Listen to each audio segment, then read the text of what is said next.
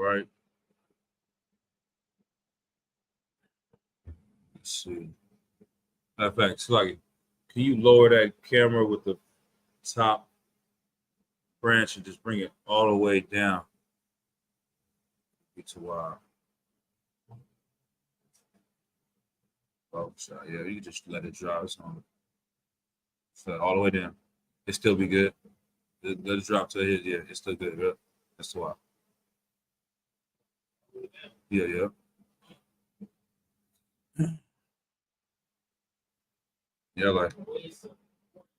Yeah, I like this angle right here. It's kind of straight. If you can see it on the line, you'll see the difference. But all right. Shalom, Yah Bashim Yahshai, Rakathum to all the brothers. Yahweh Shamar, Alatham Bashim Yahshai to all the sisters. Let's go ahead. You know what I mean? Clap it up. You know what I mean? All right. In fact, we're just gonna start off with what the ISUPK is about. You can find this on the website. Here in the Israelite School of Universal and Practical Knowledge, we are educating so-called Blacks, Hispanics, and Native American Indians about their true heritage, which is comprised of the laws, statutes, and commandments of the Bible. Once our people begin to follow the laws in the Bible, God, or Yahweh in the Hebrew, will look down from heaven and have mercy on us. He will also send Christ to free us from all oppression. Using the Bible, the ISUPK will fix all the problems of the Black, Hispanic, and Native Indian communities, turning a lawless and immoral people into a law-abiding, righteous people. The true nationality of the so-called Negroes, Hispanics, Native Indians, and West Indians of North, Central, and South America are the true descendants of the lost 12 tribes of the nation of Israel. And Yahweh Shai Mashiach, whom the world ignorantly calls Jesus Christ, is our King. All right? And I just love that, the way it breaks it down, so important. Just the basics of what the UPK is about. And these are a bunch of bold statements that we make, that we are professing that we will fix all the problems in the Black community. And that's by using these laws, statutes, and commandments. And that's just the key to our life. Matter of fact, give me that Ecclesiastes, that chapter 12. Sometimes I'll just go to precepts just off of what I'm saying and just bring it to me. So it's Ecclesiastes 12. Let me see if that's what I want. Oh, I'm too far off. Yeah, Ecclesiastes 12 and 13.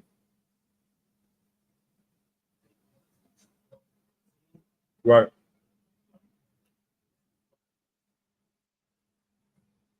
Is there a way? Is the mic able to hook up that quickly? If not, we won't. All right, let's see. Bashar, we hit that up real quick. So I know we got the fan on. Brothers may not hear what's going on online.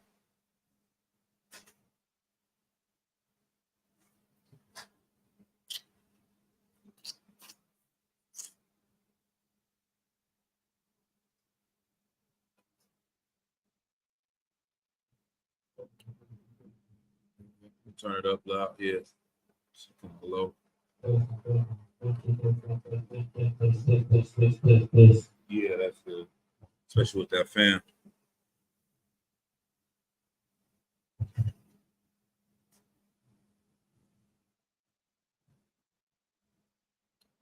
Let's go. 12 and 13. This is the book of Ecclesiastes, chapter 12, verse 13. Let us hear the conclusion of the whole matter. Right. Fear God and keep his commandments. Right. What is Solomon talking about when he wrote this book? He's going through the entire chapter, the book of Ecclesiastes, trying to figure out what's the meaning of life. Why are we here?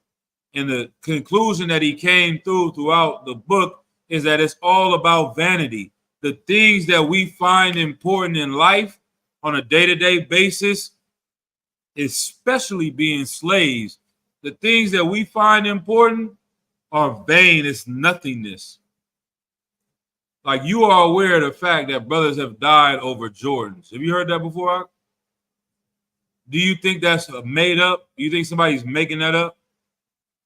That is a serious thing that's happened. Do you think more than one person has died over Jordans? You think more than 10 people have died over Jordans? Over 100? Possibly 1,000 niggas and more have died over Jordans alone. And what is, it's nothing.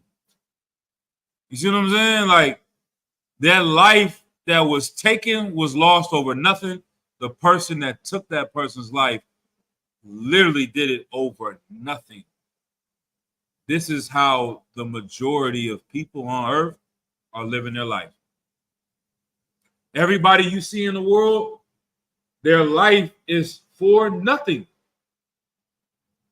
Seriously.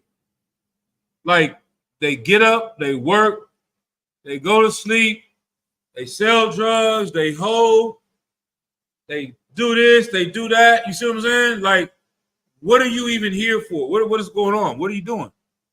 What are they doing? Nothing. Doesn't matter if it's Bill Gates, who makes $1 billion empire. At the end of the day, his life means nothing, because in 100 years and 1,000 years after he's dead, no one's going to care about him.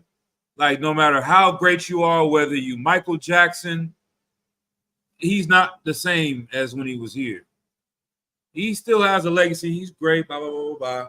But 10 years after he died, it was like, yeah, Beyonce better than Michael Jackson. 10 years after he died, they're like, yeah, Chris Brown better than Michael. Like, immediately people come and be like, yeah, he's not who y'all think he is. That always happens, man.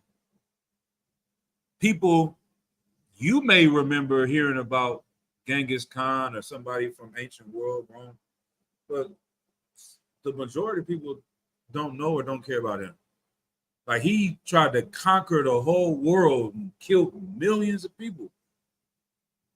And none of that, who cares right now? It doesn't matter. You know what I'm saying? So, coming into the truth, it gives your life value now, because the Lord is able to use you for what you were made to do. You understand what I'm saying? Like, if you saw a Ferrari and it was just sitting in the garage, never been driven, it's like, it's for nothing. What did he make this amazing car for? Nothing. So, I mean, that's you working at Popeyes. That's you selling dope. That's you getting high. Like, it's for nothing. What are you here for? You see what I'm saying? And then when we live like that in the world, it's one of two things. Either Satan is going to use you for something, or the Lord is going to use you for something. But the reason you was put here is, read that verse again. This is Ecclesiastes chapter 12, chapter 11. Chapter 12. Chapter 12, verse 13. Right. Let us hear the conclusion of the whole matter. Right. Fear God. Do what? Fear God. One more time. Fear God. Fear the Most High. With all your heart and all your might, we have to fear the Lord. That is the beginning of what? There you go. You want to be a wise person in this world, you're going to have to fear the Lord. Everything else, you got to put to the side. You can't fear losing your slavery. You can't fear losing your woman. You can't fear losing your child. You can't fear losing your house. None of that. You fear this, you make that your God. You can't fear losing your parents, your grandparents, They die, we're going to go back into the world because we stressed out. You do it. None of that, man. We got to put all that to the side. You understand? Like, when you fear this, if I fear losing my house, my landlord has become my God. If I fear losing my woman has become my God. If I fear, God forbid, my child loses their life, and that makes me not follow the Lord, then my child has become my God. He that has, what is it? How does the precept go? Matter of fact, let's just get it. Matthew, what's that? 10, 30 something? 34. Let's go to that one. Matter of fact, I'm skipping around. Let's finish this precept. So like it. Finish that one. Fear God. Right? Fear God. Right. And keep his commandments. Right. For this is the whole duty of man. This is a whole lot better. You go ask some people in the world, what in the hell are you here for? You ask 1,000 people, why are they here? What are you going to get,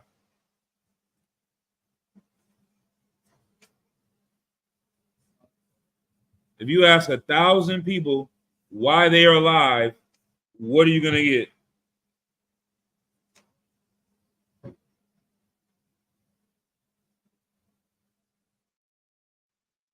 How many different answers are you going to get?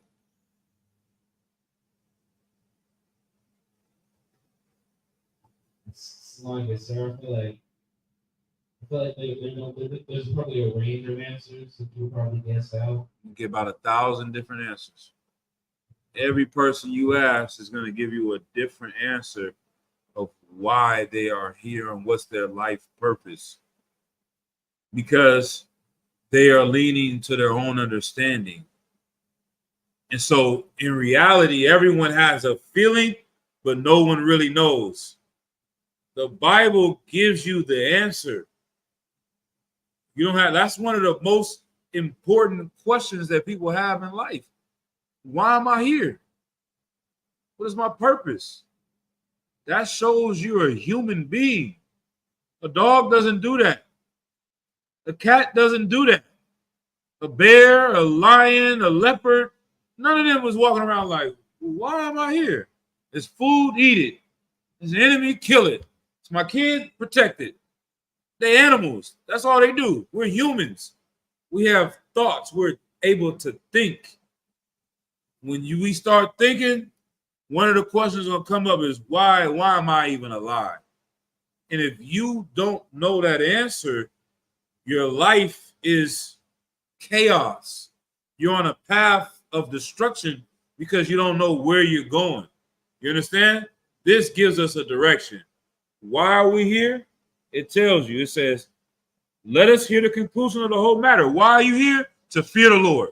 First point blank. Why? And keep his commandments. For this is the whole duty of man. This is why we're here.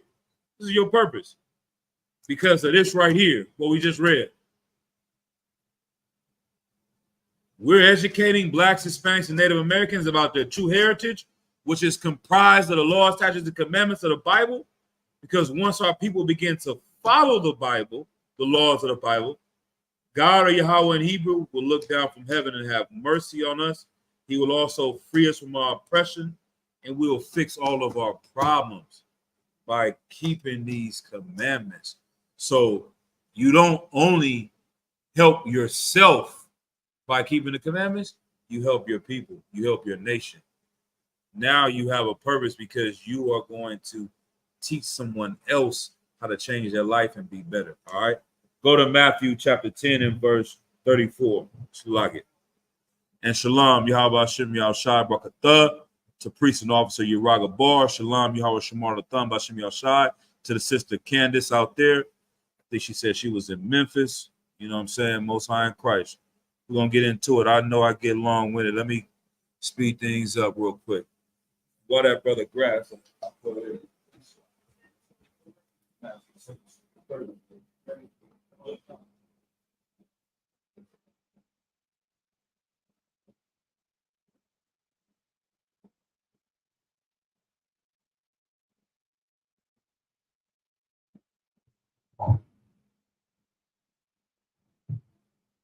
So go ahead.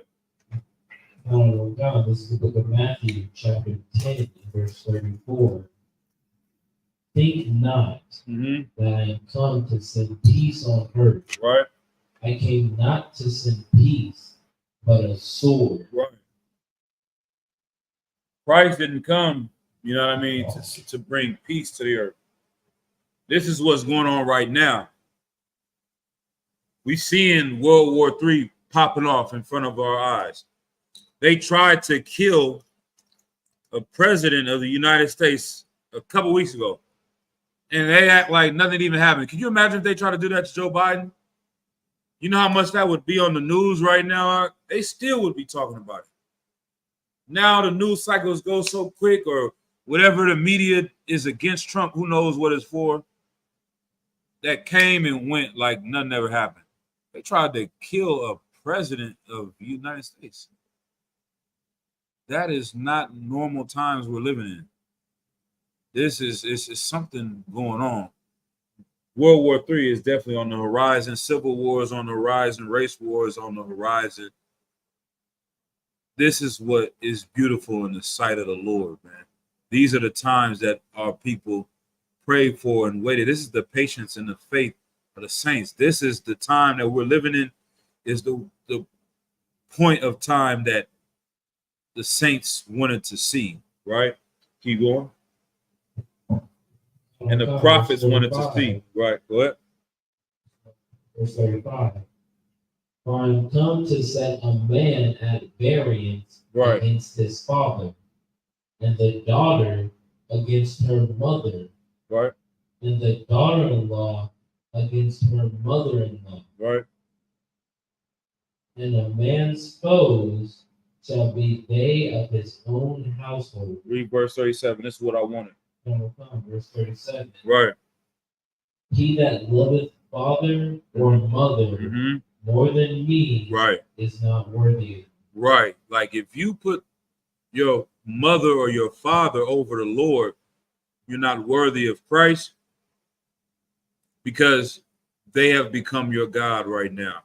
And that's the example. That's the precept I wanted to pull, is because when you put anything else before and you fear even losing these things, because when men had to go and follow Christ, they lost these things. They could have been workers as fishers and made money and worried about their families and took care of their households and built up their households, but they left their homes to go and teach the people, to work with Christ, to help the nation of Israel. And they show that they love the Lord more than they love their family. And when people have that in reverse, they fear losing these things more than losing the Lord. That's when your life is out of sync, right?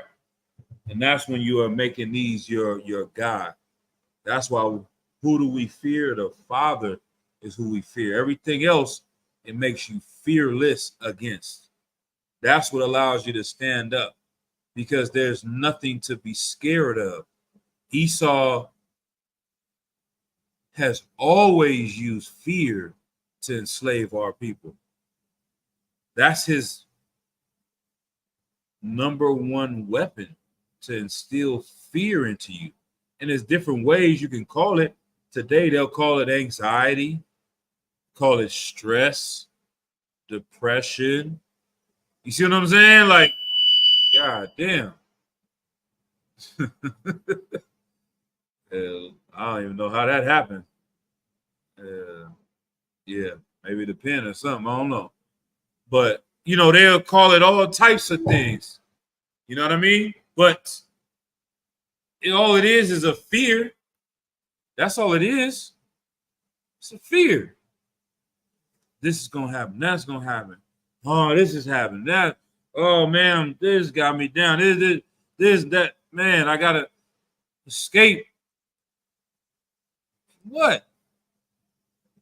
From who? You got it backwards. You better put the Lord to give all of that. I better do this.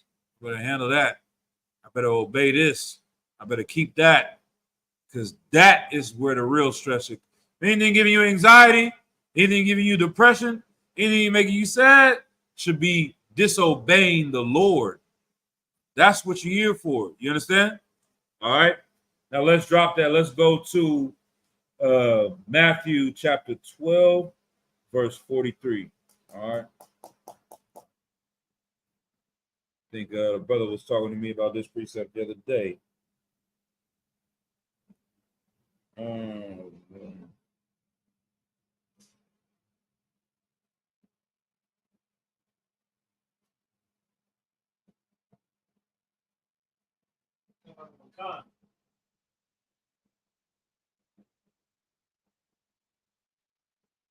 Go ahead, when you got it. There you go. Oh, Salakia too. Did you have any questions, Doc?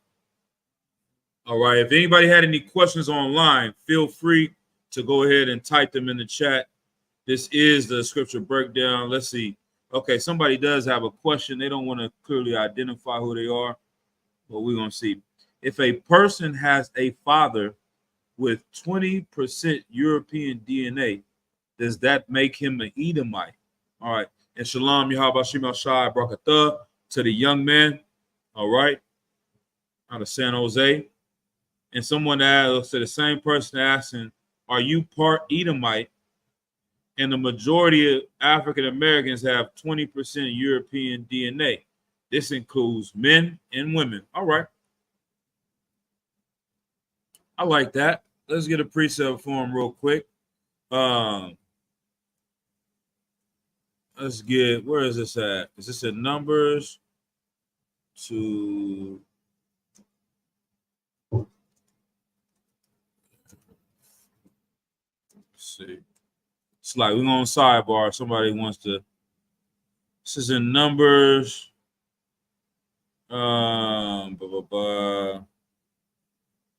It's Numbers 1 and 18. We're on sidebar this real quick. It's a good question. And what kind of question is this, Marvel Khan? This is what I want to see where you at with it. The person asks, right? First, if a person has a father with 20% DNA, does that make him an Edomite? Right? Then the next part said, are you part Edomite? Asking me, right? Majority of African Americans have 20% European DNA. This includes men and women. What kind of question is this?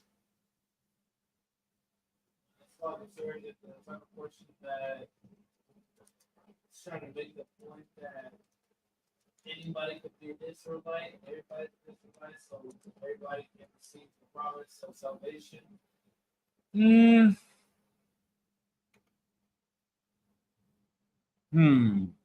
don't know about that part. I don't know if we can go that far into it. I don't know what they're doing. But what does it appear like they're doing?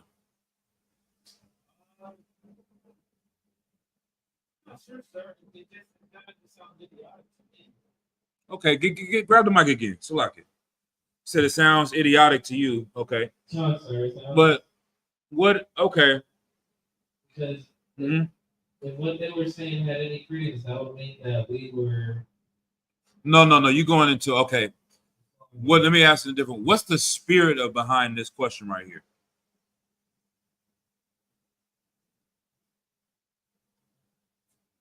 Yes, sir. Would we love the white man? Ooh, I'll take that. Get out of here. I'll take that. You understand? But in another way of saying it, I got one for you. Give me Mark 12 and 13 real quick.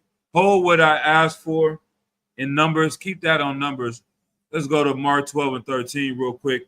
And this is just for brothers when you get into a battle or you have people come and ask questions, you have to see before you answer what's really going on here in the spiritual realm, right? So what did I say? Mark 12, 13. What do we got?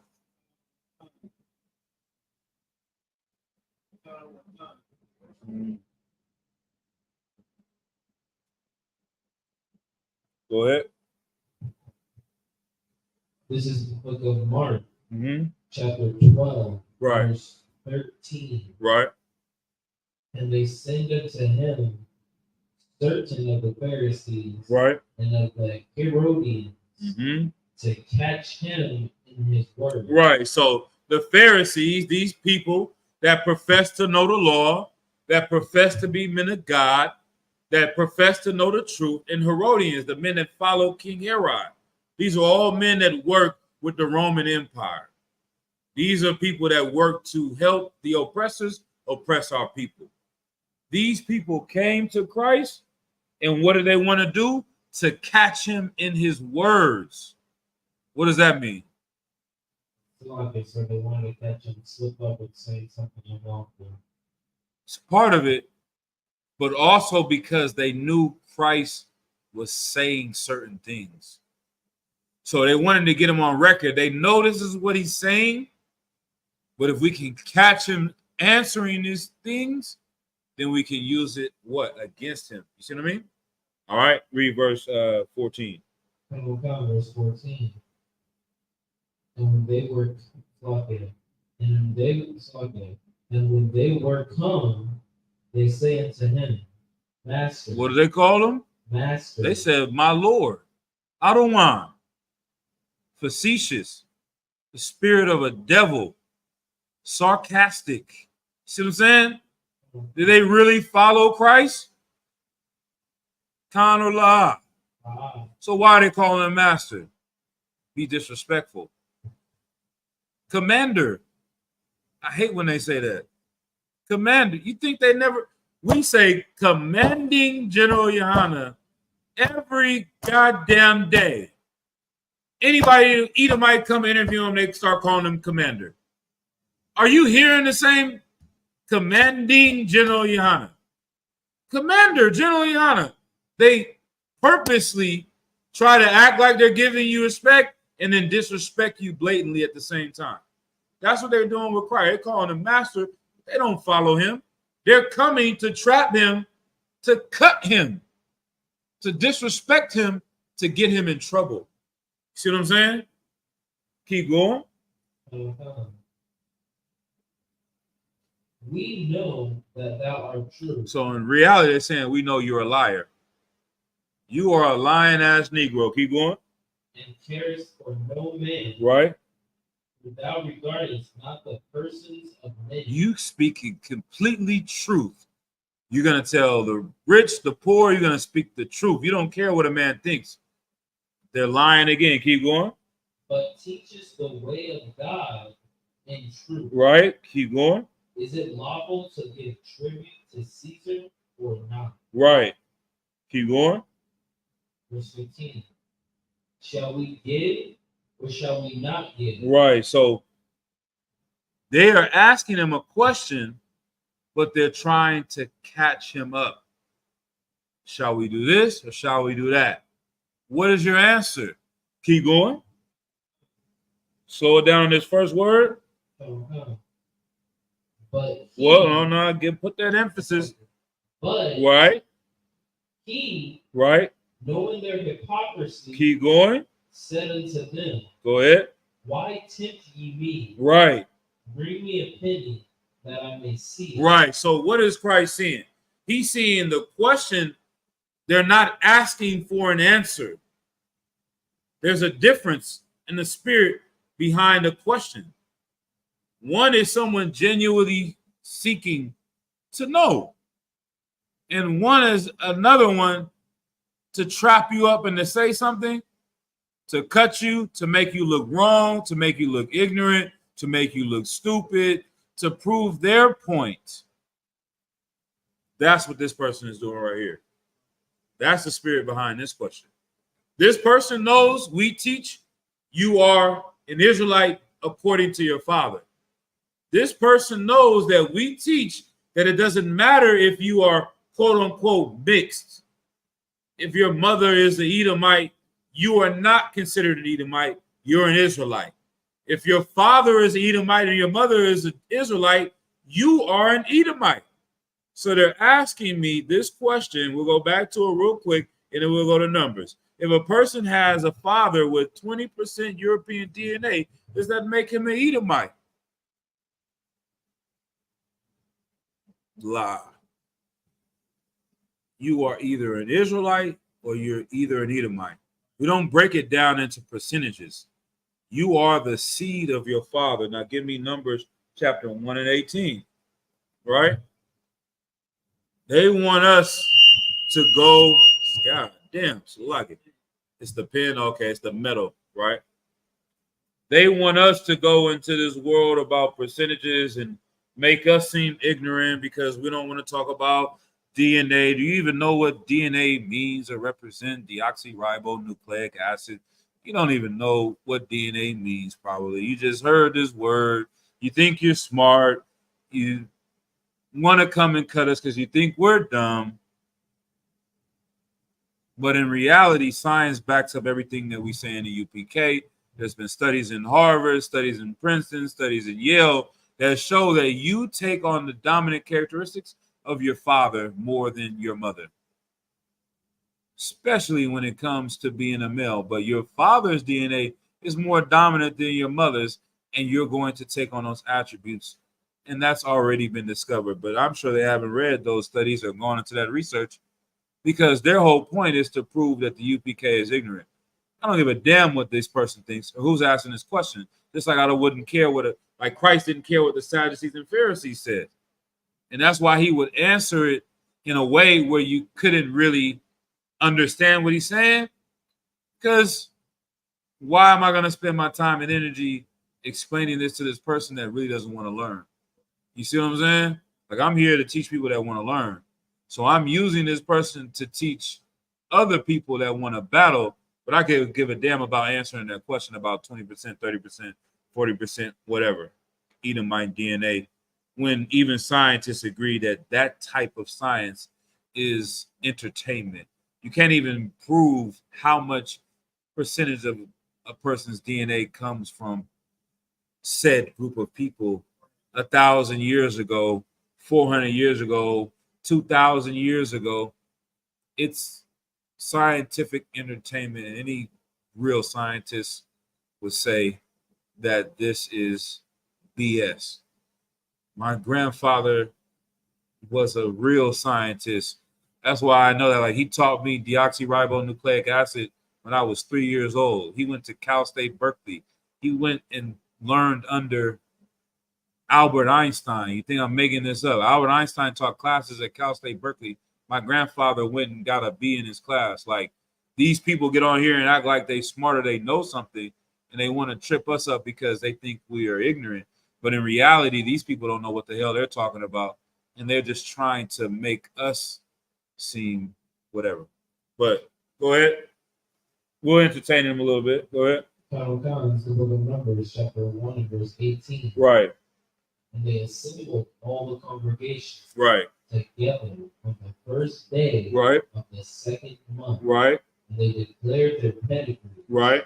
after their family. Right. By the house of their fathers. By who? Of their fathers. By the house of their what? Fathers. Keep going.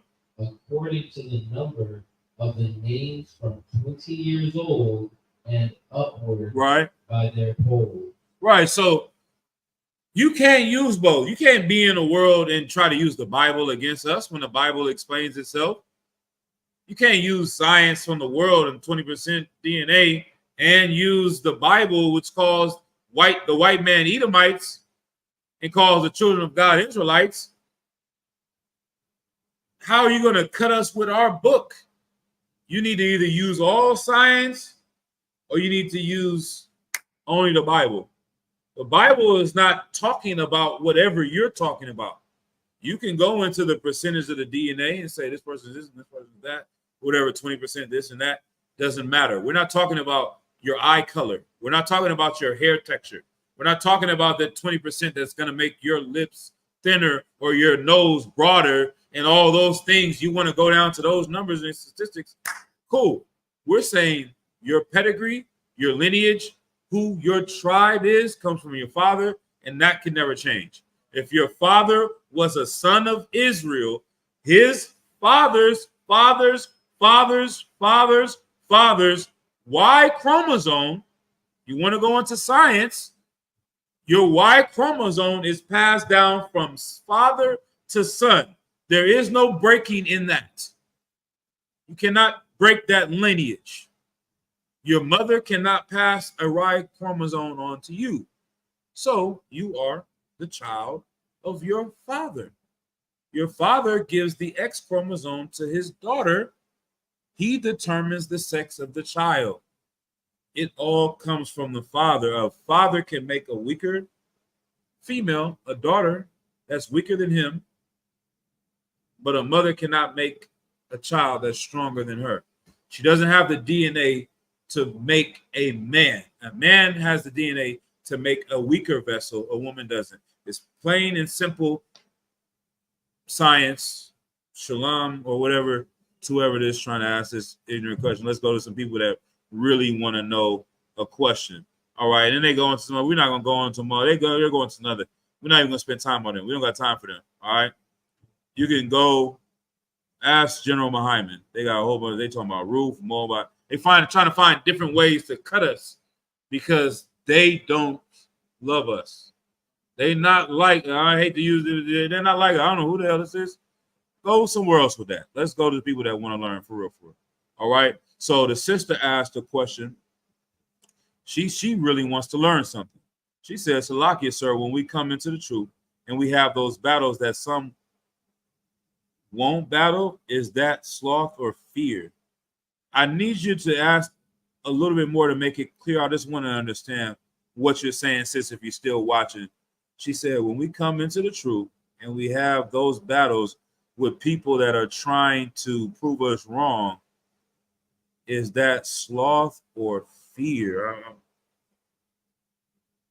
I maybe if she can make it a little bit more clear, or am I overwhelming it? I'm just not quite understanding the question, sis. And I could better understand if you can make it clear. From what I'm taking from it, we have those battles. Maybe she's going back talking about when we battling demons.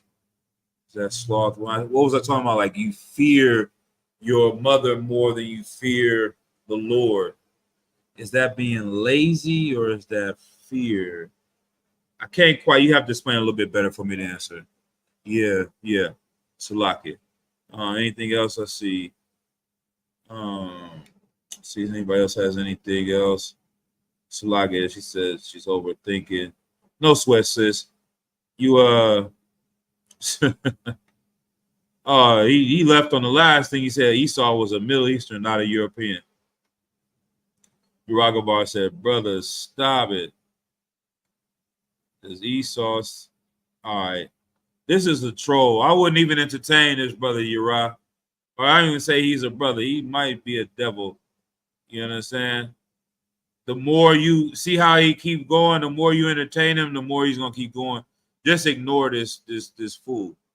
This is a demon trying to distract us from the real purpose of this class, and we're getting later in time. So let's keep going, man. Where were we at the last time? I think we were in Matthew 12 and 43. Let's go back to that. That's what that was. You see what I'm saying? That's the demons. Like you have to really see. And the only reason why I entertained him was to teach others the same way Christ. He called out what this person was doing to teach his men. He didn't care about answering his question because he's just here to disrupt. You know what I mean? But Matthew 12 and 43.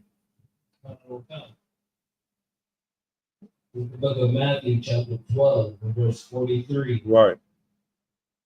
When the unclean spirit is gone out of a man, he walketh through dry places, seeking rest, and findeth none. Like that demon finds a home in plaguing you. The demon is comfortable. What's the best way I can say it? Like, trying to word it in the right way. A demon is I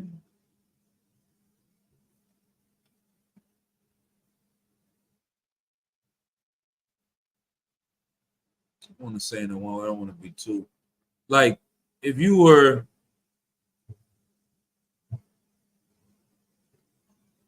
okay. Okay, I'm starting to see the sister's question again. Let's say though you were in a room full of like Edomites, and you just this is like this Trump country. Like it's just a bunch of Trump supporters that hate niggas, hate Hispanics. You would feel uncomfortable. You know what I mean? Like being at Passover is a certain like, damn, like we here. It's our people, it's beautiful, it's kids playing, is you know what I'm saying? Like if you walked into a bar and it was just everybody stopped, you the only black person there. You the only Latino. You walk in, they just everybody just right. You ain't gonna sit down. You ain't just be, you know what I mean? Just get a plate, need some. You're gonna be like, you ain't gonna stop moving because it's gonna be like, hold on, this is what the hell going on over here? Like, let me get out of here. Like, you're gonna feel uncomfortable. That's how the demon feels when he's not plaguing you. Like, he feels comfortable destroying you. He feels accomplished destroying you. If he doesn't have a place to do that, he's uncomfortable. So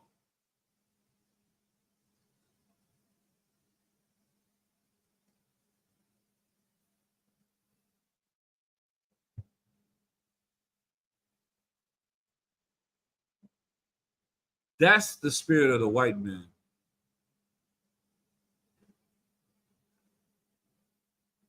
It's the spirit of the white man.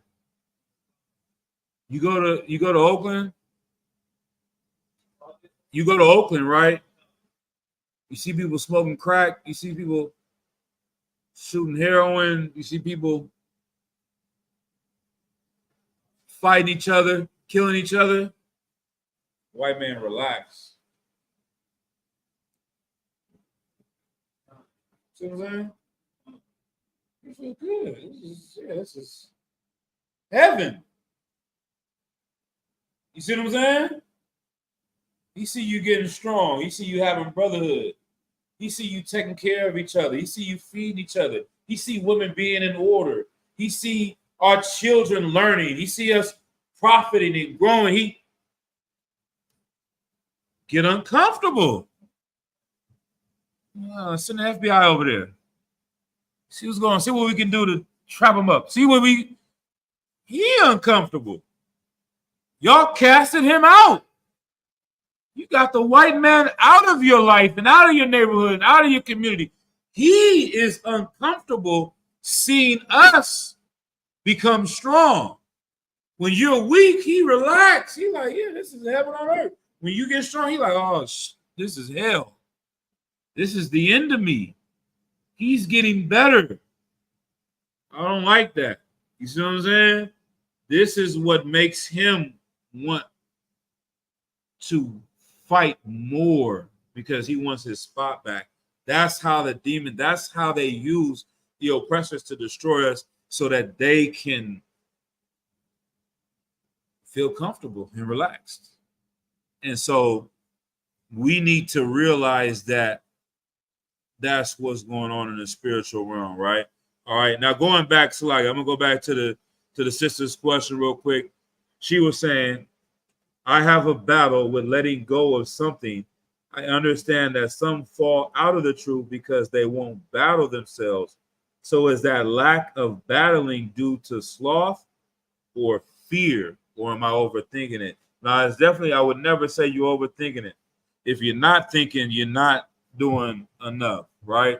If you're not coming to the priest and asking questions about something that you're dealing with, you are being victim to a demon. The demon wants you not to come and battle, right? So for what I'm taking from this is saying you have a battle of letting something go, right? Let's do an example, right? You want to stop eating pork, right? You want to stop eating shrimp. Some people got addictions to getting tattoos. You want to stop smoking weed. You want to stop, being a whore. You want to stop sleeping with other men's wives or white women, whatever things that people are battling, right? And that is pulling you away from the truth because this is unlawful. And to be in the truth is to keep the laws of God.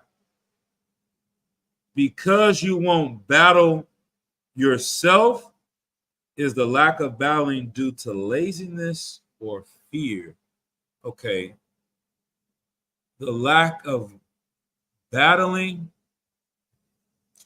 I'm not going to say it's to sloth. It's not lazy. It's definitely fear. Because if it was laziness, crackheads are some of the hardest working people on planet Earth. A heroin addict? Do y'all know? Let's Google how much is a gram of heroin. Salakia. People work hard for their demons. How much? I'm gonna ask Google. Much is a gram of heroin? Heroin and cocaine prices. Let's see. Let's see if it comes up on here. It goes by different country and all that. Austria. Let's go to the USA. Let's go down to. Is the guy United States on here? So lock it. Heroin by country. It keeps going to United Kingdom. It doesn't want to tell us for US price. Let me go to a different website real quick. So lock it. All right. Let's see if this one. Legal drug prices, purity. This is way back in 94. Let's see if anything is something come up real quick. You gotta start asking the chat bot at this point. But let's see. Blah blah blah blah blah. If anybody knows in the chat, who knows in the chat? That's how the general be trapping, but like, how much is a gram of heroin? TAC, kilogram. What is the point? What I'm trying to make? I know heroin is not cheap. I know cocaine, 100. Let's see, cocaine. Percent a gram. There we go. A gram, national average, $65 for a gram of cocaine. Let's see if they do heroin on here. Crack pipe, heroin. Okay, there we go. Black tar or powder heroin, $40 to $450 a gram. $900 to $14,000 for an ounce of black tar heroin. This was in 1991. 1994, $13,000. $500 a gram. Some people are using multiple grams of heroin a day and they don't have a job. They're stealing, they're breaking in the car, like in order to get that fixed. Like, I never understood that people people without a job are able to spend $100 a day. Let's say they just spend $100 a day. They don't even use a full gram. You know what I mean? People with full-time jobs cannot spend in a month. You just spend $3,000 just on nothing else, not food, not clothes, not shelter. You just was able to get $100 a day. That's the life of a drug addict. Why am I saying that? A demon, if you have a demon, that doesn't mean you'll be lazy. Like, demons can energize you. Fighting the demon it doesn't mean that you're lazy to fight it because you have enough energy to do what the demon wants you to do. The reason why you're not fighting this demon is because the demons, whatever it is that you're battling, right? All those things we listed off before, it comes from a misguided fear. This is the only way I can explain it to the sister. Hopefully, you're definitely not overthinking it, and hopefully, I'm not over breaking this down. But you are fearing whatever it is. Like, let's say you are disrespectful to your husband. Why are you being disrespectful to your husband? Why are you constantly battling him over this and going over that? You have a demon on you that doesn't want you to obey and submit to him. Why does it want you to submit to him? Because the Lord wants you to submit to him. So the demon benefits from you fighting your husband. You fear losing your power over him if you submit to him. You have an insecurity of being vulnerable, all these type of things. You could get, further counsel into that situation.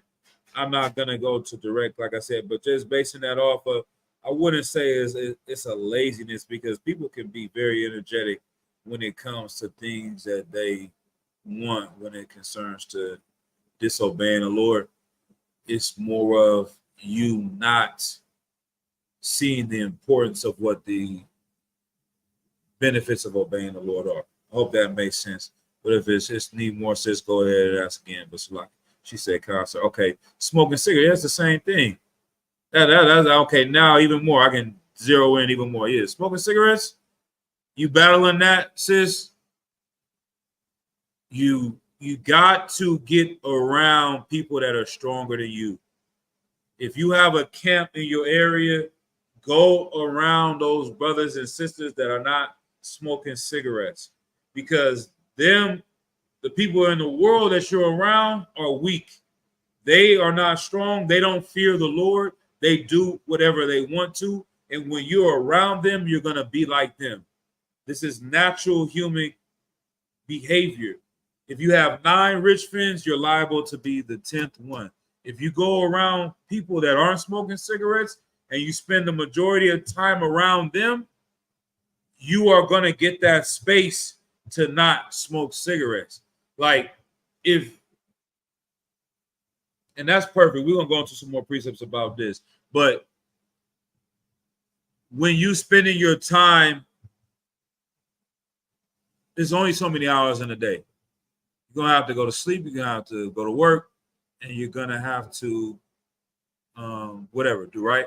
So if you spend 8 hours with the brothers and sisters going out and doing a food drive, you're not going to light up a cigarette around sister so-and-so.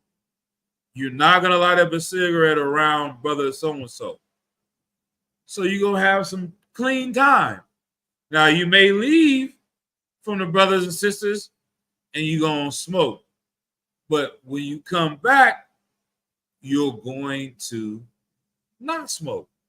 So you get more stronger the more time you spend doing the work of the Lord. That's why a demon's playground is complacency, and when you're not focused on doing the work of the Lord, and he has time to get in there and use you for what he wants. So I would suggest, for one, fasting, right? Prayer and fasting. Fasting will get you stronger, because if you can go a day without eating food or drinking water, or 2 days without eating food, and always seek counsel on this. Don't just do this. Go and talk to a priest if you're going to take a fast. But fast for those 2 days, you're not eating anything. Now, you can go 2 days without eating food, and your body actually needs that to survive. You can make it 2 days without eating food. I guarantee you that your want of that sin will be in the background. You won't think somebody brings up a sandwich or a cigarette, you're going to want that sandwich before you want a cigarette. You're not going to think about that. And so you'll know that you don't need that to survive. It's something that's plaguing you, that's making you weak. So you build up your spirit, you get strong in that manner. You get strong by being around people that's in the truth. You get strong about caring about someone else more than yourself. All right? Let's go to Matthew 12 and 43. This is perfect on topic. I know we get into a late class, so bear with me. 12 and 43. God. Is that where I'm at? Yeah, 12 and 43. The book of Matthew, chapter 12, verse 43. When the unclean spirit is gone out of a man, he walketh through dry places, seeking rest, and findeth none. Right. Verse 44. 44. Then he saith, I will return into my house, from whence I came out. Right. And when he is come, he findeth it empty, swept, and garnished. Right. So you battle, you fight, you stop smoking cigarettes for 2 weeks, for 2 months, you stop getting high, you stop going to the strip club. If that was your vice, you stop eating pork. Whatever it is that you was doing that's against the law, statutes, commandments, you clean yourself up. You get on a positive track. The demon sees that you are in a better situation. They're going to want to return to you, to test you, to see that this house is clean and swept, that if you let us back in, then you're going to be in a worse situation. Keep going. Verse 45. Then goeth he, and taketh with himself 7 other spirits, more wicked than himself. Right. And they enter in and dwell there. Right. And the last state of that man is worse than the first. Even so shall it be also unto his wicked generation. Right. So this is kind of like when you hear about people, this is the best way I can explain it. People that go to AA, right? They collect these little coins and they give them every day or week or month or something like that. They're like, you've been sober for 10 days. And they get, I've been sober for 100 days. And I've been sober for 500 days, like 2 years, 10 years, 5 years. Imagine the feeling of someone that's counted all those days. This is why AA doesn't work, right? Say you've been sober for 23 years, 23 years. And you take a drink. They tell you, you can never take another drink. That's what they teach in AA. You take that drink, boop. What do you got to do? You got to start what? You got to start all over. You got to all that is wiped away.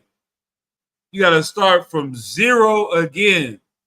So in your mind, since you failed this mission, you now feel worse about yourself because you did good for so long. See what I'm saying?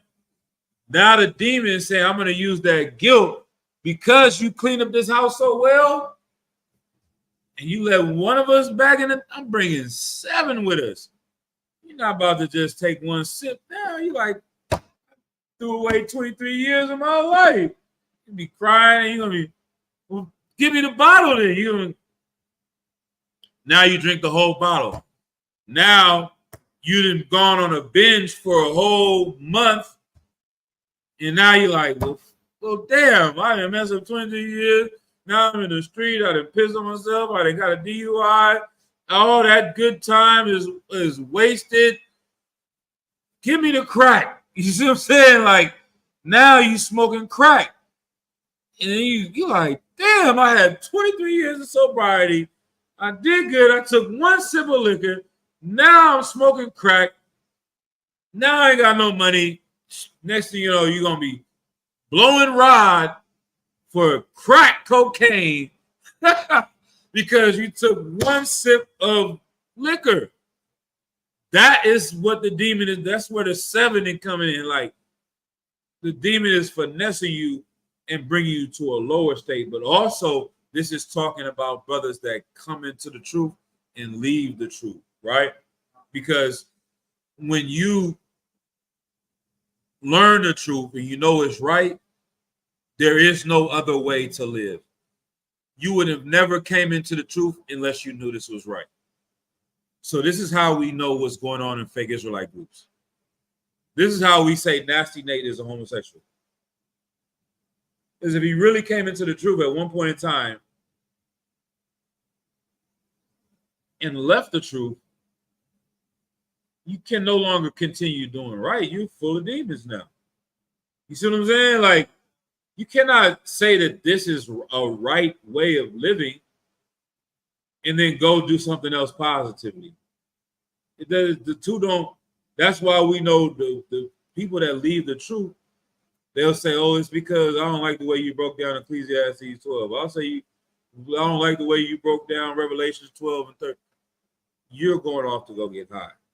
You're going off to go be a homosexual. You're going off to do something, and you're letting that sin be the reason that it divides you from the truth, because you know if you stay here, that demon has to leave. You understand? So that's why they start you off and want to push you down more. Like, once you go on that path, well, fuck, F it then. You did this, just keep going. You did that, just keep going. You did that, just keep going. Nah, man. Come back. Get it in control. Don't let them guilt you because you took a sip and now it's the whole path of effort for the rest of your life, and you let them 7 take over you. You got to use that mercy and grace that Christ gave in the right way, not in a Christian way, right? Where you can keep continually stumbling and falling and keep picking up and going back. But a righteous man falls down 7 times, gets up 7 times. Like, that's important, right? But let's drop that. Let's go to let's go to Hebrews 10 and 26. I got a few, even though we just at the hour mark, and class is usually 2 hours. We already at 10 o'clock. Salagia for such a late start. We might have to revisit these things next week. I'm gonna give like 1 or 2 more precepts. I got a lot more I want to go into. Go ahead, Doc. This is the book of Hebrews, chapter 10, right. Verse 26. Right. For if we sin willfully, right, after that we have received the knowledge of the truth, right, there remaineth no more sacrifice for sin. What does that mean? Have you heard this precept before? What does it mean? Use the mic. So like it's saying that if we sin after coming into this truth, then the sacrifice was for nothing, and we're sinning for pretty much. There's no more sacrifice. We're not covered by the sacrifice anymore. What was the sacrifice? Still like a service to Christ time for it. Right. Okay. And so, we'll explain a little bit more. That the first part I thought you were saying a little bit wrong, but now the second part is just you are saying that right. So, for if we sin willfully, after that we receive the knowledge of the truth, there remaineth no more sacrifice for sins. What does that mean? The last part. There remaineth no sacrifice for sins. So like it means you're no longer covered by that sacrifice. Okay, then what's going to happen? Salafius, sir, you'll die. Damn, you went a little extreme. I'm not going to say that exactly, right? But what this is saying is that for if we sin willfully after we have received the knowledge of the truth, if we know that eating pork is wrong, we learned it before you didn't know eating pork was wrong, right? Christ forgave you eating pork because you didn't know eating pork was wrong. Christ forgave you because someone didn't teach you eating pork was wrong. The pastor that was supposed to teach you didn't teach you the way that you're supposed to be. But now you know the truth and you're continuing to eat pork, there remaineth no more sacrifice for sins. Go to Romans 6:1. Mm-hmm. Yep.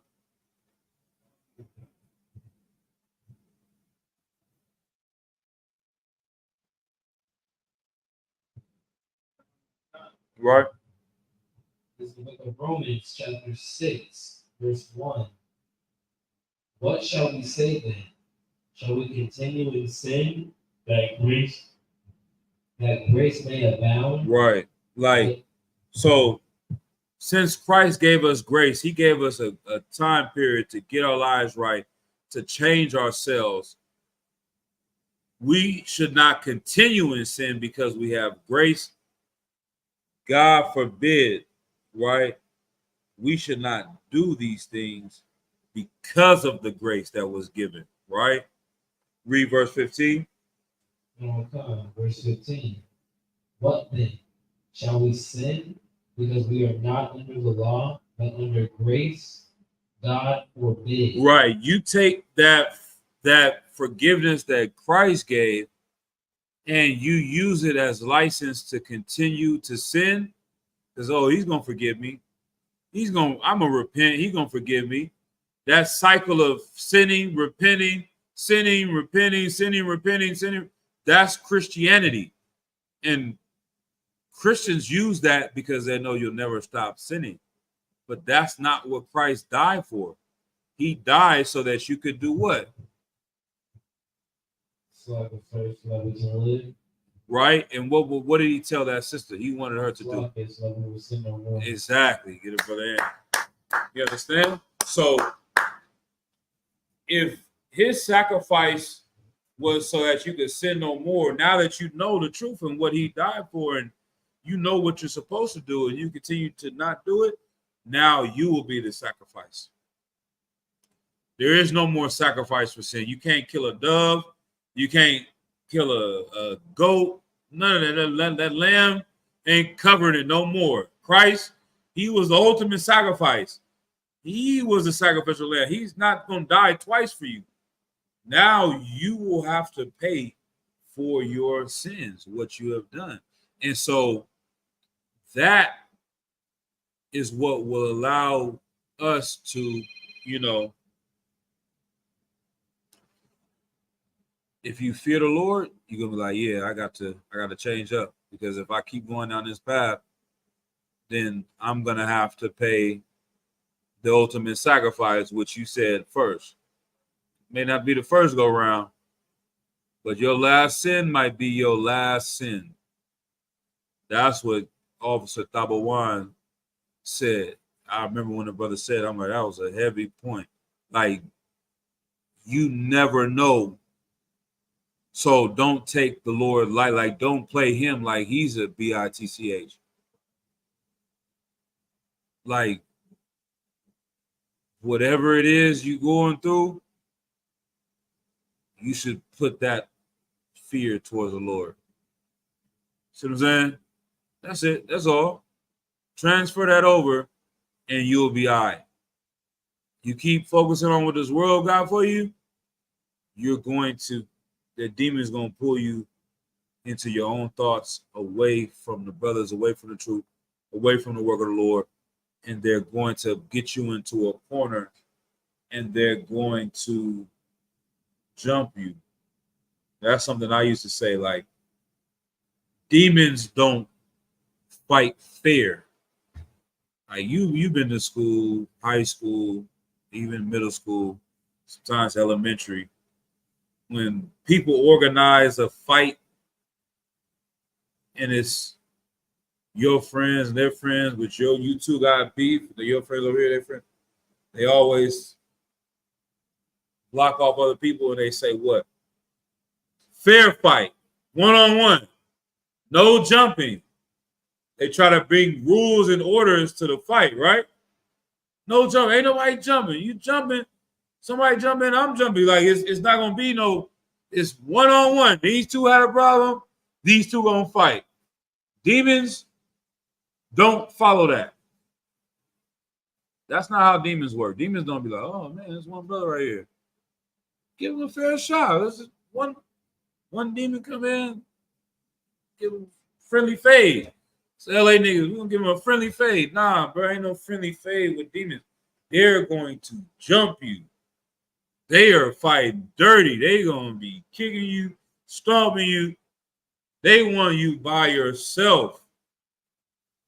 The only way to fight them is you need help. You need brotherhood. If you stay away, they're gonna jump you. You need to come around the brothers and sisters, the same thing. That's how you fight back these demons, is with brotherhood and being around the brothers. You understand? So that's that. I'm not even gonna go deeper further into it for time's sake. The water for everybody coming to class. It's already 10 o'clock. So log it for the late start. But if anything, last thing I'll leave on a good note, right? Precept do I want? What precept do I want?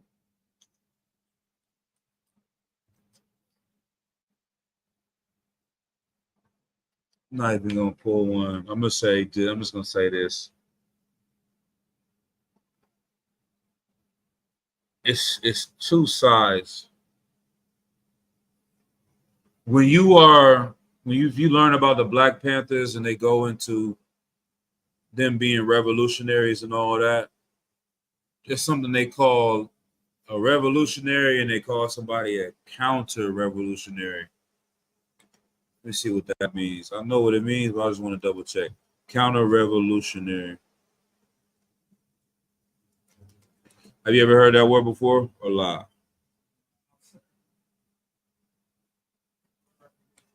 Okay. So engaged in promoting a revolution that opposes a previous one or reverses its results. Counter-revolutionary is a person who advocates or engages in a revolution that opposes a previous one or reverses its results. We got that. And there's another word, there's a word they use called reactionary. Reactionary meaning, this is, we say the Black Panthers, they use. A reactionary is a person opposing political or social liberalization or reform. A reactionary person, like you are revolutionary, they're a reactionary. You're trying to change these things, they're trying to keep it the same. You are, what was the word I said? You're trying to start the revolution, they're counter-revolution. Those people were enemies of the revolutionaries. You and the Black Panthers, somebody come in, they try to be good with everybody, and then they go and start going against stuff and try to destroy what you're doing. You're like, okay, you counter-revolutionary. This person that's in the world that the Black Panthers are battling, and they trying to say, yeah, we need to do this, do that, to free Black people. They're like, no, y'all tripping. You need to stop doing it. That's a counter-revolutionary. That's a reactionary. You come to serve the Lord, that's the most revolutionary thing that you can do. That's the most, right. You understand what I'm saying? Like, that's the biggest fight that you are what the oppressor is battling over. You follow these laws, they're destroyed. You do what they want you to do, they're winning. So give me Matthew, that's the last one that I'll leave. That's what brings me to that precept. Is it Matthew 13? 13 and 14? What do I want? Or is it 17? I might want 17. Blah, blah, blah. Hold on. Is it 13 and 17? What do I want? I want wide is the gate. Is it 10, 13? Lock it. Going off my memory, I might have to just look it up real quick. Lock it. I feel. Only reason why I don't Google it because I'm like, I know I should know this. 17, 13. All right, let me just look it up for time's sake. But wide is the gate. Matthew 7 and 13. Lock it.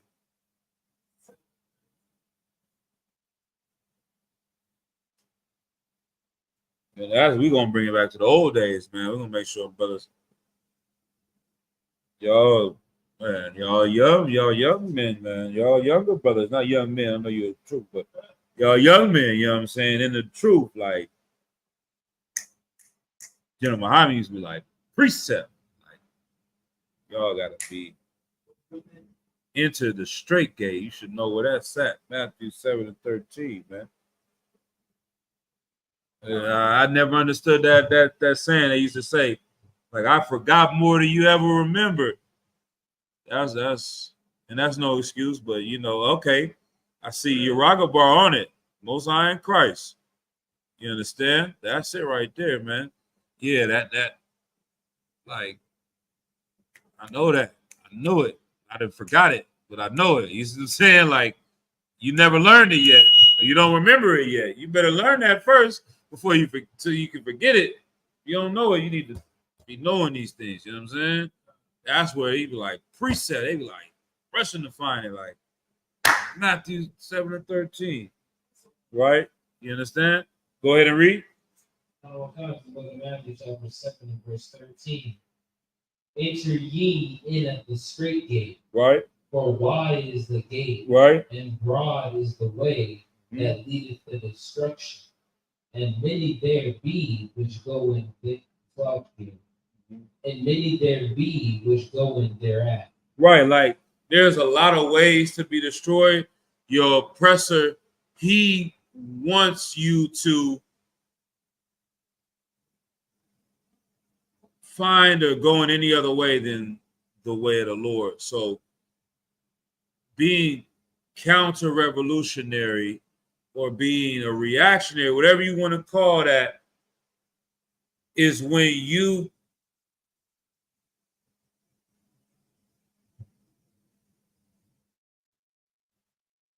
it's only two sides, basically. You can either support his side or you can support this side. There's no in between. There's no middle ground. That's why he said, I'd rather you be hot or cold and not lukewarm. Because if you're not with us, you're against us. If Satan is using you, then he is trying to destroy us. The Lord is using you, he's going to build us up. So if we fall to what he wants us to be, you are choosing the white man's side. There's no other way to look at it. And that's why we teach the white man is the devil the Bible speaks of. Because at the end of the day, if you can see that Sister Sonia Massey,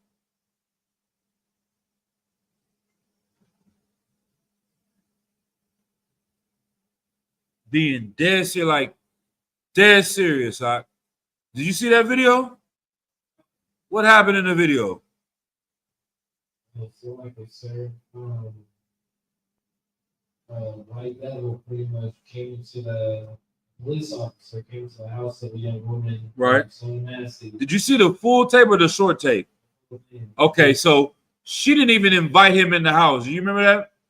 He just opened the door and walked in. Did you notice that? He just walked into her house. And he came in. How did he act? When he came in, how was there? The demeanor was pretty much like there's something important, entitled. But friendly too. Did you catch the air of friendliness and jokiness and jovial? Like they were playing around like, you can't find your light, you can't. He came in with an air of like, we're not a threat to you. And then what happened? So like I said, once they moved to the back of the house, it's like the whole demeanor changed when he saw that she was cooking something. Right. Told her to turn the water off. Right. And as she went over to go turn the water off, she was just like, you guys are, so they were talking about them being afraid of it. Right. Like, you guys are afraid of this hot water and everything. Right. And he pretty much, she was just like, I rebuke you in the name of Jesus. Right. And the dude freaked out at that, took his gun out, saying, I'll shoot him. Do you believe that though? Do you think he was really scared? Okay. Wow. So he was using that as an excuse, right? So like, I think he was like using it like a friend. Right. Like there was a if anybody's ever watched Boondocks, you ever watch Boondocks? You seen all the episodes? Okay, good. Most High in Christ. Like I don't even know if that's the reason to say Most High in Christ, right? But Most High in Christ, you know what I'm talking about.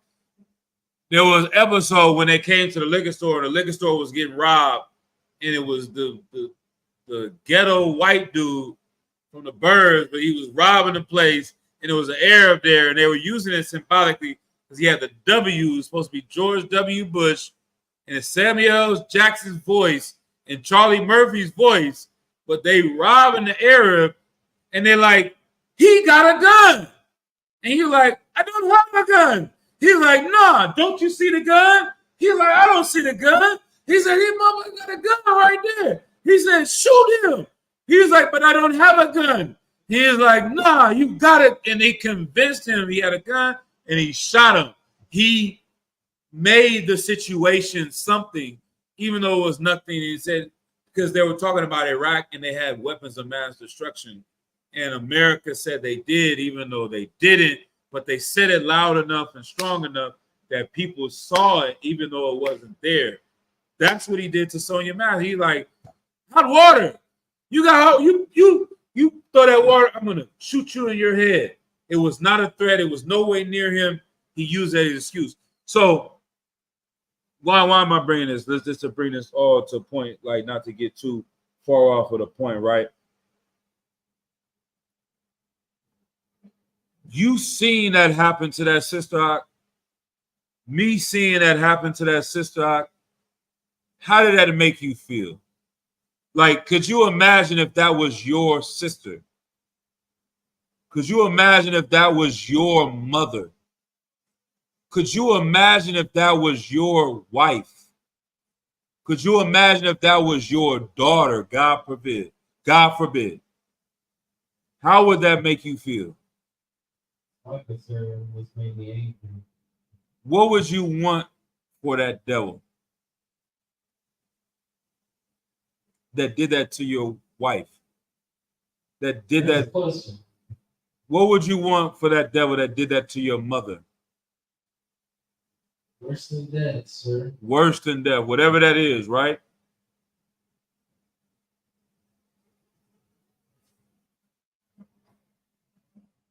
How would you feel if you,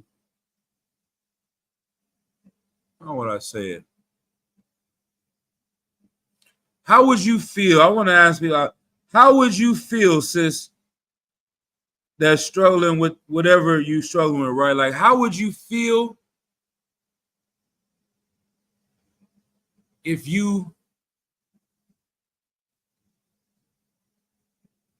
they have these courtroom TV shows where people are like attorneys for criminals, defense attorneys, and they help the bad guy get off.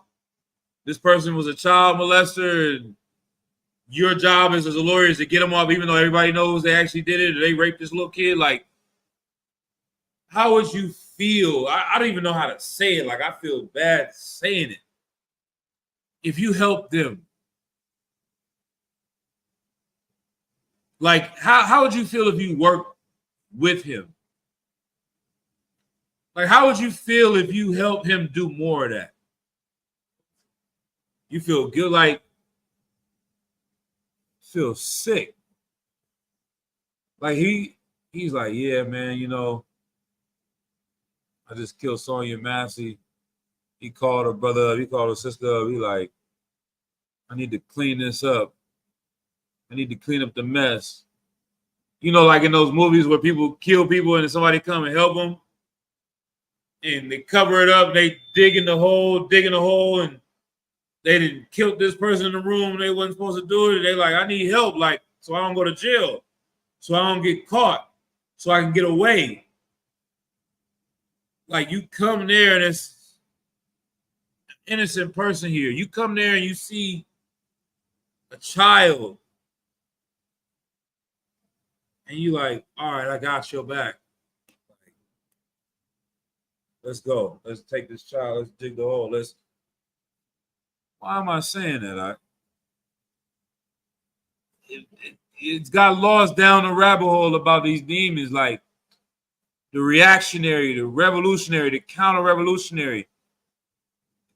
When we fall victims to our demons, we help the white man become powerful in the world. We're working on his team. We become counter-revolutionary. We become reactionaries. If you are not with me, you are against me.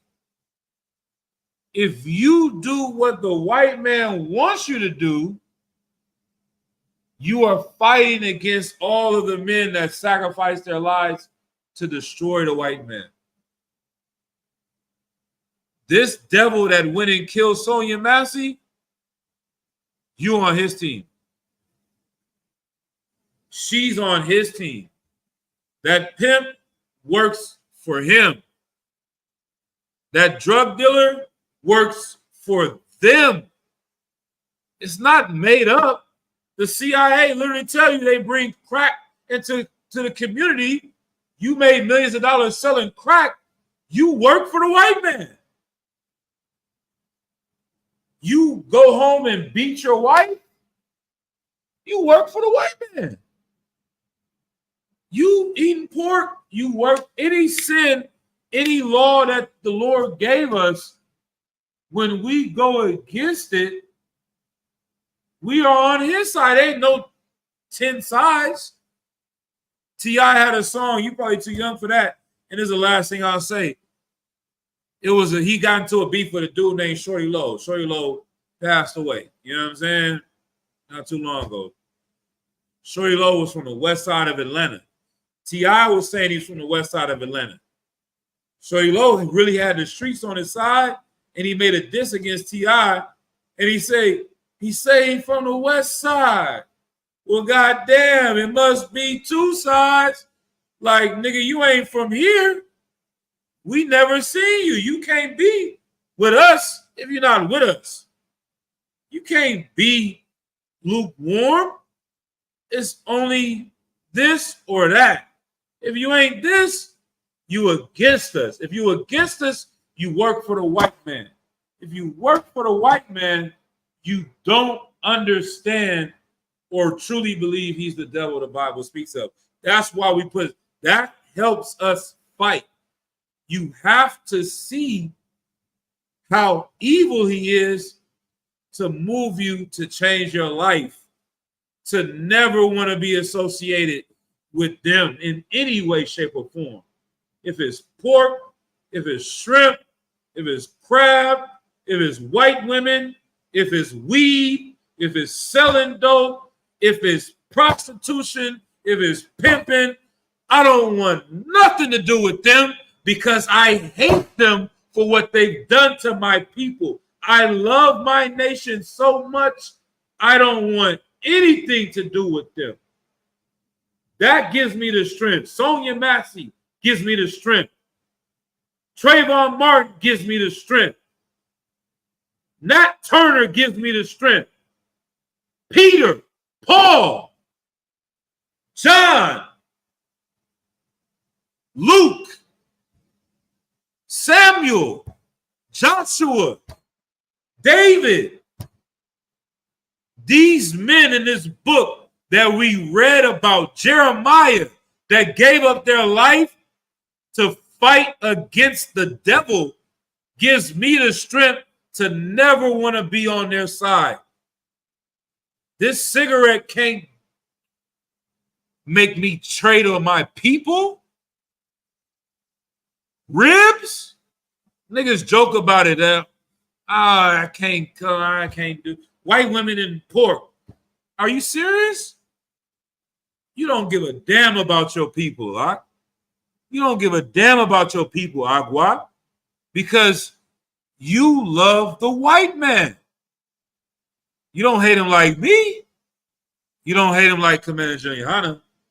You don't hate him like General Hyman. You don't hate him like Captain Zaria. Like, you need to see how evil these people are to give you that strength to want to lock in with your brothers, to fight against these people, to be a real revolutionary, man. That's what we need to do, because I'll be damned if I go to their side. Whatever I got to do, I'm not with them. If you can put me in the same boat as them, it's like being a blood or a crip. Like, I'm really cripping here. Like, you feel me? Like, I'm really with the business, or I'm really blood and whatever it's like it to anybody. Like, I'm really with it. Like, I don't kick it with crosstown nigga. I don't with them. I'm not, what's that called? Hood hopping. Like, we funking to the end, we funking.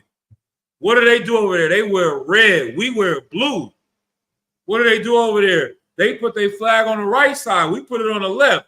What do they do over there? They blood walk. We crip walk. What do they do over there? They do this. We do that. They get high. We don't. They smoke cigarettes. We don't. I'm banging, nigga. They deal with white women.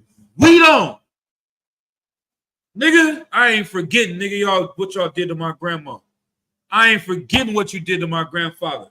I ain't forgetting when you raped my great auntie, or you raped that little child, or you raped that boy, or you, man, we funking. And if what it means to be over here means to we don't do that, we don't do that. If I do that, I'm with them. If you do that, you're with us. Stay over here. With that, you know what I'm saying? We're going to close out the class, man. Say shalom, Yahweh Shem Shai, brother thumb, to all the brothers. Yahweh Shamar Thumb, Bashim Shai, to all the sisters. All right? Class dismissed.